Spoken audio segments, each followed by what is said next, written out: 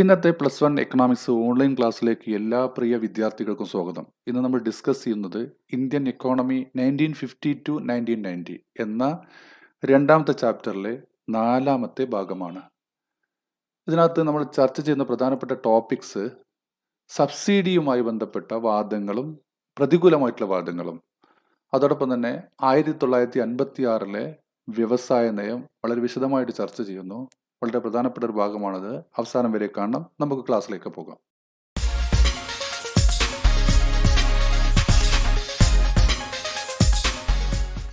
കാർഷിക മേഖലയിൽ ഒഴിച്ചുകൂടാനാവാത്ത ഒരു സംഗതിയാണ് സബ്സിഡി എന്ന് പറയുന്നത്. ഇന്നത്തെ ചർച്ചയിൽ നമുക്ക് സബ്സിഡി എന്താണെന്ന് പരിശോധിക്കാം. Agricultural subsidies mean the financial assistance provided by the government to farmers through government-sponsored support programs. Government വിവിധ സഹായ പദ്ധതികളിലൂടെ കർഷകർക്ക് നൽകുന്ന സാമ്പത്തിക സഹായമാണ് അഗ്രികൾച്ചർ സബ്സിഡി. അഥവാ ഗവൺമെന്റ് കർഷകർക്ക് നൽകുന്ന സാമ്പത്തിക സഹായമാണ് സബ്സിഡി. പല രീതിയിൽ അത് നൽകാം. ചിലപ്പോൾ വിത്ത്, വളം തുടങ്ങിയവ ഡിസ്കൗണ്ട് റേറ്റിൽ കൊടുക്കാം. പുതിയ സാങ്കേതിക വിദ്യ കുറഞ്ഞ നിരക്കിൽ നൽകാം. കുറഞ്ഞ പലിശയ്ക്ക് ലോൺ കൊടുക്കലാവാം. പല രീതിയിൽ ഗവൺമെന്റ് സബ്സിഡി നൽകാറുണ്ട്. എന്തായാലും ഗവൺമെന്റ് കർഷകർക്ക് നൽകുന്ന സാമ്പത്തിക സഹായം തന്നെയാണ്, വിവിധ പദ്ധതികളിലൂടെ നൽകുന്ന സാമ്പത്തിക സഹായം തന്നെയാണ് സബ്സിഡി എന്ന് പറയുന്നത്. സബ്സിഡിക്ക് അനുകൂലമായിട്ടും പ്രതികൂലമായിട്ടുള്ള വാദഗതികൾ നിലവിലുണ്ട്. ഇത് പരീക്ഷയ്ക്ക് പലതവണയായിട്ട് ചോദിക്കുന്ന ഒരു ചോദ്യമാണ്. നമുക്ക് ആദ്യം നോക്കുന്നത് what are the supporting arguments. സബ്സിഡിക്ക് അനുകൂലമായിട്ടുള്ള വാദഗതികൾ എന്തൊക്കെയാണ്? ഒന്നാമതായിട്ട്, subsidies attract more people to agriculture. കൂടുതൽ ആളുകളെ കാർഷിക മേഖലയിലേക്ക് ആകർഷിക്കാൻ സബ്സിഡി സഹായിക്കും. അതാണ് ഒന്നാമത്തെ കാര്യം.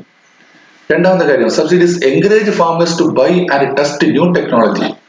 പുതിയ സാങ്കേതിക വിദ്യകൾ വാങ്ങിക്കാനും അത് കാർഷിക മേഖലയിൽ പരീക്ഷിക്കാനും സബ്സിഡി നല്ലൊരു പ്രോത്സാഹനമാണ്. ആളുകൾക്ക് കൂടുതൽ പ്രോത്സാഹനം നൽകുന്ന സബ്സിഡി ഈ കാര്യത്തിലൊക്കെ, കാരണം നമുക്ക് കുറഞ്ഞ നിരക്കിൽ കിട്ടുമല്ലോ. മൂന്നാമത്തെ കാര്യം, subsidies are essential in India where agriculture is non profit making business. ഇന്ത്യയിലെ കൃഷി എന്ന് പറയുന്നത് ഒരു വലിയ ലാഭമൊന്നും ലഭിക്കാത്ത ഒരു ബിസിനസ്സാണ്. അതുകൊണ്ട് ഇത്തരം സന്ദർഭത്തിൽ സബ്സിഡി വളരെ അത്യന്താപേക്ഷിതമാണെന്നാണ് അനുകൂലമായിട്ട് വാദിക്കുന്നവർ പറയുന്നത്. It helps to increase agriculture produce. നാലാമത്തെ കാര്യമാണ്, കാർഷിക മേഖലയിലെ ഉൽപാദനം വർദ്ധിപ്പിക്കാൻ സബ്സിഡി നല്ല രീതിയിൽ സഹായിക്കും. അല്ലെ, പുതിയ യന്ത്രങ്ങൾ വരുമ്പോൾ, കൂടുതൽ ആളുകൾ കൃഷിയിലേക്ക് വരുമ്പോൾ കാർഷിക മേഖലയിലെ ഉൽപാദനം വർദ്ധിക്കും. അതാണ് ഒരു കാര്യം. ഇതിനെ സപ്പോർട്ട് ചെയ്യുന്നവർ പറയുന്നത് അതാണ്. അഞ്ചാമത്തെ കാര്യം, it helps to overcome unexpected loss of farmers. അല്ലെ, കർഷകർക്കുണ്ടാവുന്ന അപ്രതീക്ഷിത നഷ്ടങ്ങളെ മറികടക്കാൻ സബ്സിഡി സഹായിക്കും. എന്തൊക്കെയാ അപ്രതീക്ഷിത നഷ്ടം എന്ന് പറഞ്ഞാൽ, കാലാവസ്ഥ വ്യതിയാനം ഉണ്ടായാല്, മഴ ലഭിക്കാതെ വരുമ്പോഴൊക്കെ കാർഷിക, അതുപോലെ അമിതമായിട്ട് വെയിൽ കൂടുമ്പോഴൊക്കെ കാർഷിക നഷ്ടം ഉണ്ടാവും. അത്തരം സന്ദർഭത്തില് ഫാമേഴ്സിനെ സപ്പോർട്ട് ചെയ്യുന്നത് സഹായിക്കും. അവസാനത്തെ കാര്യം, subsidies are helpful to reduce disparity between rich and poor farmers. ദരിദ്രരും ധനികരുമായിട്ടുള്ള കർഷകർക്കിടയിലെ അന്തരം, വ്യത്യാസം കുറക്കാൻ സബ്സിഡി സഹായിക്കും എന്നുള്ളതാണ് മറ്റൊരു കാര്യം. സാധാരണയായി നമ്മൾ കാണാറുള്ള ഒരു കാര്യമാണ്, ധനികരായിട്ടുള്ള കർഷകർക്ക് കൂടുതൽ സൗകര്യങ്ങളും ടെക്നോളജി ഉപയോഗിച്ചുകൊണ്ട് വൻതോതിൽ ഉത്പാദിപ്പിക്കാൻ സാധിക്കും. അതേസമയം ദരിദ്രരായ കർഷകർക്ക് ഇതൊന്നും സാധ്യമല്ല. പക്ഷെ ഇത് ഇത്തരത്തിലുള്ള ഈ അന്തരം കുറക്കാൻ സബ്സിഡിയിലൂടെയുള്ള സഹായം വളരെയധികം ഹെൽപ്ഫുൾ ആയിരിക്കും. ഇതാണ് ഈ പറഞ്ഞതിന്റെ അർത്ഥം. ഇനി സബ്സിഡിയെ എതിർക്കുന്നവർക്ക് എന്താണ് പറയാനുള്ളത്? Arguments against. സബ്സിഡിയെ എതിർക്കുന്നവർക്കുള്ള വാദങ്ങൾ. The benefits of subsidies had largely gone to rich farmers. സബ്സിഡിയുടെ നേട്ടങ്ങള് ധനികരായിട്ടുള്ള കർഷകർക്കാണ് കാര്യമായിട്ട് പോകുന്നത്. അർഹരായിട്ടുള്ള കർഷകർക്ക് ലഭിക്കുന്നില്ല, അഥവാ ദരിദ്രരായിട്ടുള്ള കർഷകർക്ക് ലഭിക്കുന്നില്ല. ഇതാണ് ഒന്നാമത്തെ വാദം. അല്ലെ, കാര്യമായിട്ട് അങ്ങനെയാണ് സംഭവിച്ചെന്നാണ് ഈ സബ്സിഡി എതിർക്കുന്നവർ പറയുന്നത്. രണ്ടാമത്തെ കാര്യം, a major part of fertilizer subsidy goes to fertilizer industry. രാസവളങ്ങളുടെ രൂപത്തിൽ നൽകുന്ന സബ്സിഡി ഉണ്ടല്ലോ, ആ സബ്സിഡി കാര്യമായിട്ട് പോകുന്നത് കർഷകർക്കല്ല, മറിച്ച് രാസവള ഫാക്ടറികൾക്കാണ്, ആ മേഖലയിലേക്കാണ്, ആ വ്യവസായത്തിലേക്കാണ്.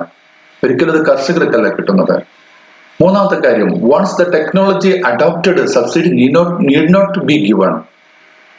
ഒരിക്കൽ സബ്സിഡി നമ്മൾ നൽകിക്കഴിഞ്ഞാൽ അതിന്റെ കൂടെ പുതിയ സാങ്കേതിക വിദ്യ ഉപയോഗിച്ച് തുടങ്ങിക്കഴിഞ്ഞാൽ പിന്നീട് ആ സബ്സിഡി നൽകേണ്ട ആവശ്യമില്ല. ഒന്നുകൂടി പറയാം, ഒരിക്കൽ സബ്സിഡി നൽകി പുതിയ സാങ്കേതിക വിദ്യ അഡോപ്റ്റ് ചെയ്ത് കഴിഞ്ഞു, പിന്നീട് ആ മേഖലയ്ക്ക് സബ്സിഡി കൊടുക്കേണ്ട യാതൊരു ആവശ്യവും ഇല്ല എന്നാണ് മറ്റൊരു വാദം. നാലാമത്തെ കാര്യം, created huge financial burden to the government. ഈ സബ്സിഡി കൂടുതലായിട്ട് കൊടുക്കുന്നത് കൊണ്ട് ഗവൺമെന്റിന് അമിതമായിട്ടുള്ള സാമ്പത്തിക ഭാരം അടിച്ചേൽപ്പിച്ചു എന്നാണ് മറ്റൊരു വാദം. It does not benefit to the target group.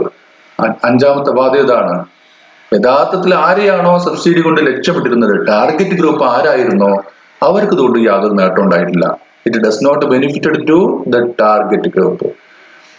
അവസാനത്തെ കാര്യം, even though subsidies are allowed, farming continued to be profitless. Subsidy സ്ഥിരമായിട്ട് നമ്മൾ കൊടുക്കുന്നുണ്ടെങ്കിലും പല രീതിയിൽ കൊടുക്കുന്നുണ്ടെങ്കിലും ഇപ്പോഴും കൃഷി ഒരു ലാഭമില്ലാത്ത ഏർപ്പാടായിട്ട് മുന്നോട്ട് പോവുകയാണ്. അതാണ് മറ്റൊരു കാര്യം. നിരവധി സബ്സിഡികൾ നമ്മൾ നൽകിയിട്ടുണ്ട്, പല രീതിയിൽ നൽകിയിട്ടുണ്ട്, എന്നിട്ട് പോലും കൃഷി ഒരു ലാഭമില്ലാത്ത പ്രക്രിയയായിട്ട് ഇപ്പോഴും അത് നടന്നുകൊണ്ടിരിക്കുന്നു. ഇതാണ് ഇതിനെ എതിർക്കുന്നവർക്ക് പറയാനുള്ളത്. ഇനി പറയാൻ പോകുന്നത് ഇൻഡസ്ട്രി ആൻഡ് ട്രേഡ്, വ്യവസായവും വാണിജ്യവും. ഇതുമായി ബന്ധപ്പെട്ട് ഉണ്ടായ മാറ്റങ്ങളെ കുറിച്ചാണ് നമ്മൾ ഡിസ്കസ് ചെയ്യുന്നത്. At the time of independence India did not have strong industrial base. India സ്വാതന്ത്ര്യം നേടുന്ന സമയത്ത് ഇന്ത്യക്ക് വ്യാവസായികമായിട്ട് കാര്യമായിട്ടുള്ള അടിത്തറ ഉണ്ടായിരുന്നില്ല. പ്രധാനപ്പെട്ട വ്യവസായങ്ങൾ അക്കാലത്ത് ഉണ്ടായിരുന്നത് ടെക്സ്റ്റൈൽസും ജൂട്ടും ആയിരുന്നു.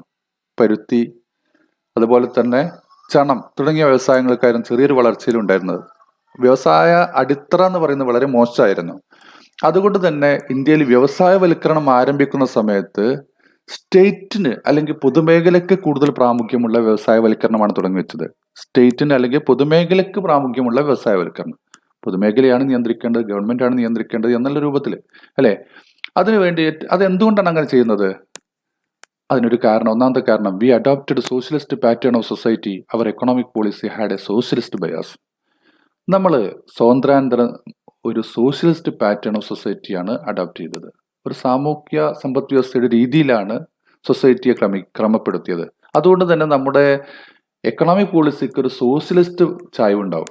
നമ്മുടെ എല്ലാ സാമ്പത്തിക നയങ്ങൾക്കും ഒരു സോഷ്യലിസ്റ്റ് ചായ്വുണ്ടാവും. സോഷ്യലിസ്റ്റ് ചായ്വ് എന്ന് പറഞ്ഞാൽ നിങ്ങൾക്ക് അറിയാലോ, ഗവൺമെന്റിന് കുറച്ച് മേൽക്കൈ ഉണ്ടാവും. ഗവൺമെന്റിന് കൂടുതൽ മേൽക്കൈ ഉള്ളതാണ് സോഷ്യലിസ്റ്റ് പാറ്റേൺ എന്ന് പറയുന്നത്. അങ്ങനെ ഒരു പാറ്റേൺ ആണ് നമ്മൾ അഡോപ്റ്റ് ചെയ്തത്. നമ്മുടെ സാമൂഹ്യ ക്രമം എന്ന് പറയുന്നത് ഒരു സോഷ്യലിസ്റ്റ് ചായ്വുള്ളതാണ്. അതുകൊണ്ട് തന്നെ നമ്മൾ സാമ്പത്തിക നയങ്ങൾക്ക് എന്തുണ്ടാവും? ഒരു സോഷ്യലിസ്റ്റ് ചായ്വുണ്ടാകും. മറ്റൊരു പ്രധാനപ്പെട്ട കാരണം, സ്വാതന്ത്ര്യാനന്തരം നമ്മുടെ സ്വകാര്യ മേഖലയ്ക്ക് വൻതോതിലുള്ള നിക്ഷേപങ്ങൾ നടത്താനുള്ള കപ്പാസിറ്റി ഉണ്ടായിരുന്നില്ല. നിങ്ങൾക്കറിയാലോ, ഇന്ത്യ ഒരു കാർഷിക രാജ്യമാണ്, അധികം കർഷകരാണ്. അതുകൊണ്ട് വൻതോതിലുള്ള നിക്ഷേപങ്ങൾ നടത്താനുള്ള ഒരു കപ്പാസിറ്റി ഇന്ത്യയുടെ കാർഷിക മേഖലയ്ക്ക് അല്ലെങ്കിൽ ഇന്ത്യയിലെ ജനങ്ങൾക്കില്ല. അതുകൊണ്ട് ഗവൺമെന്റ് കൂടുതൽ കാര്യങ്ങൾ ഏറ്റെടുക്കേണ്ടി വന്നു. പൊതുമേഖല കൂടുതൽ വ്യവസായങ്ങളിൽ ഏറ്റെടുക്കേണ്ടി വന്നു.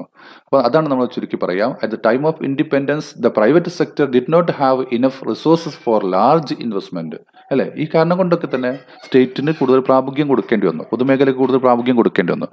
അടുത്തൊരു കാര്യം എന്ന് പറയുന്നത്, since the country was poor the market was not enough for big investment. അല്ലെ, നമ്മുടെ മാർക്കറ്റ് വളരെ ദാരിദ്ര്യം നിറഞ്ഞൊരു മാർക്കറ്റായിരുന്നു. ദരിദ്ര ജീവിക്കുന്ന രാജ്യമായിരുന്നു ഇന്ത്യ. അതുകൊണ്ട് മാർക്കറ്റിലും ആ ഒരു പ്രശ്നം ഉണ്ടായിരുന്നു. അതുകൊണ്ട് മാർക്കറ്റിനെ ലക്ഷ്യം വെച്ചുകൊണ്ട്, ഇന്ത്യയിലെ മാർക്കറ്റിനെ ലക്ഷ്യം വെച്ചുകൊണ്ട് വലിയ നിക്ഷേപങ്ങൾ നടത്താൻ ഒരിക്കലും ആരും തയ്യാറായില്ല. അത് സാധ്യവുമല്ല. അതുകൊണ്ട് അത് ആരെ ഏറ്റെടുക്കേണ്ടി വന്നു? ഗവൺമെന്റ് തന്നെ ഏറ്റെടുക്കേണ്ടി വന്നു, പബ്ലിക് സെക്ടർ തന്നെ ഏറ്റെടുക്കേണ്ടി വന്നു. അപ്പൊ നമ്മളെ മാർക്കറ്റ് എന്ന് പറയുന്നത് വലിയ നിക്ഷേപങ്ങൾ നടത്താൻ പറ്റിയൊരു മാർക്കറ്റ് അല്ല, അത്രയും വലുപ്പമില്ല. കാരണം ദാരിദ്ര്യം നിറഞ്ഞ രാജ്യമാണ് ഇന്ത്യ. അതുകൊണ്ട് സ്വകാര്യ വ്യക്തികൾ ഏതായാലും തയ്യാറാവില്ല. അപ്പൊ ആ സ്ഥാനത്ത് ആര് വരേണ്ടി വരും?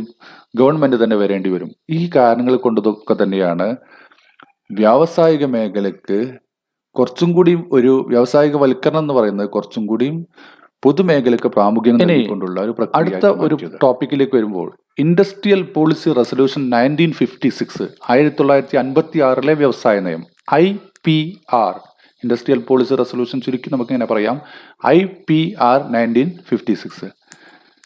ഒരുപാട് വ്യവസായ നയങ്ങൾ നടപ്പാക്കിയിട്ടുണ്ട്. പക്ഷെ നമ്മുടെയൊക്കെ വ്യവസായ നയങ്ങളുടെ ഒരു പ്രധാനപ്പെട്ട അടിത്തറ എന്ന് പറയുന്നത് 1956 വ്യവസായ നയമാണ്.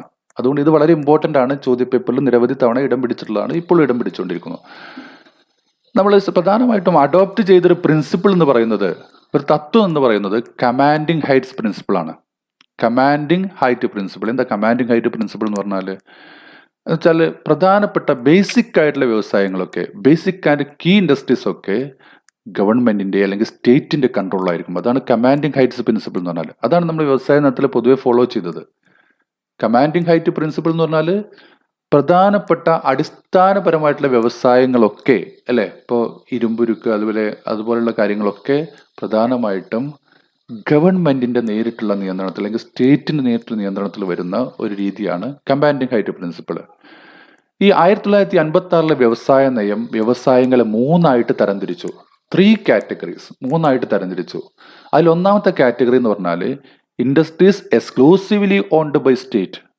ശ്രദ്ധിക്കണം, വ്യവസായങ്ങൾ പൂർണ്ണമായിട്ടും സ്റ്റേറ്റിന്റെ ഉടമസ്ഥയിൽ വരുന്നതാണത്. Industries exclusively owned by state, പൂർണ്ണമായിട്ടും സ്റ്റേറ്റ് മാത്രം നിയന്ത്രിക്കുന്ന വ്യവസായങ്ങൾ, അഥവാ ഗവൺമെന്റ് മാത്രം, പൊതുമേഖല മാത്രം നിയന്ത്രിക്കുന്ന വ്യവസായങ്ങൾ. രണ്ടാമത്തത് industries in which the private sector and public sector coexist. Private സെക്ടറും അതുപോലെ പബ്ലിക് സെക്ടറും ഒരേപോലെ ചെയ്യാൻ പറ്റുന്ന വ്യവസായങ്ങളാണ് മറ്റൊരു മേഖല എന്ന് പറയുന്നത്. മൂന്നാമത്തത് industries were completely left to the private sector. പൂർണ്ണമായിട്ടും സ്വകാര്യ മേഖലയ്ക്ക് മാത്രമായിട്ട് നീക്കി വെച്ചിരിക്കുന്ന വ്യവസായങ്ങൾ. ഇങ്ങനെ 1956 വ്യവസായ നയം വ്യവസായങ്ങളെ 3 കാറ്റഗറി ആയിട്ട് തിരിച്ചു, 3 വിഭാഗങ്ങളായിട്ട് തിരിച്ചു. പ്രൈവറ്റ് സെക്ടറിന് പ്രാമുഖ്യമുള്ള വ്യവസായങ്ങളും ഇതിനകത്ത് വരുന്നുണ്ടല്ലോ. പ്രൈവറ്റ് സെക്ടറിന് പൂർണ്ണമായിട്ടും ചില വ്യവസായങ്ങൾ നൽകുമ്പോൾ അതിന്റെ മേലൊരു കൺട്രോൾ വേണം അല്ലെ. ഇങ്ങനെ പ്രൈവറ്റ് സെക്ടറിനെ കൺട്രോൾ ചെയ്യാൻ ഗവൺമെന്റ് ലൈസൻസിങ് ഏർപ്പെടുത്തി. ആ ലൈസൻസിങ്ങിലൂടെയാണ് പ്രൈവറ്റ് സെക്ടറിനൊക്കെ കൺട്രോൾ ചെയ്തിരുന്നത്. എന്തിനായി ലൈസൻസിങ് ഏർപ്പെടുത്തിയറിയോ? പ്രധാനമായിട്ടും പ്രൈവറ്റ് സെക്ടറിനെ കൺട്രോൾ ചെയ്യുക എന്നോടൊപ്പം തന്നെ റീജിയണൽ ഈക്വാലിറ്റി പാലിക്കുക, അഥവാ പ്രാദേശികമായിട്ടുള്ള തുല്യത പാലിക്കുക എന്നുള്ളതാണ് അല്ലെ. ലൈസൻസ് കൊടുക്കുമ്പോൾ പ്രാദേശികമായിട്ട് എവിടെയാണ് കൂടുതൽ ആവശ്യമുള്ളത് അവിടേക്ക് ലൈസൻസ് കൊടുക്കുക. അപ്പോൾ പ്രാദേശിക സമത്വം അല്ലെങ്കിൽ ബാലൻസിങ് ഇതിലൂടെ നടക്കും അല്ലെ. അപ്പോൾ സ്വകാര്യ മേഖലയെ നിയന്ത്രിക്കുന്ന പ്രധാനമായിട്ടും ലൈസൻസിങ്ങിലൂടെയാണ്. പ്രധാനമായിട്ടും റീജിയണൽ ഈക്വാലിറ്റി, പ്രാദേശിക സമത്വം, വ്യാവസായിക വികസനത്തിനൊക്കെ ഒരു ബാലൻസിങ്, പ്രാദേശികമായിട്ടുള്ള ബാലൻസിങ് കൊണ്ടുവരിക എന്നുള്ളതാണ് അല്ലെ. എല്ലായിടത്തും ലൈസൻസ് കൊടുക്കേണ്ട ആവശ്യമില്ലല്ലോ. ആവശ്യമുള്ളിടത്ത് മാത്രം ലൈസൻസ് കൊടുക്കുമ്പോൾ അവിടെ വ്യവസായങ്ങൾ വളർന്നോളും. അപ്പോൾ പ്രാദേശിക സമത്വം പാലിക്കാൻ പറ്റും. ഇതാണ് ലൈസൻസിങ്ങിലൂടെയാണ് സ്വകാര്യ മേഖലയെ പൂർണ്ണമായി നിയന്ത്രിച്ചത്. നമുക്ക് ഇന്നത്തെ ക്ലാസ് ഇവിടെ അവസാനിപ്പിക്കാം. അടുത്തൊരു ക്ലാസ്സുമായിട്ട് ഉടൻ തന്നെ നിങ്ങളുടെ മുമ്പിലേക്ക് വരുന്നതാണ്.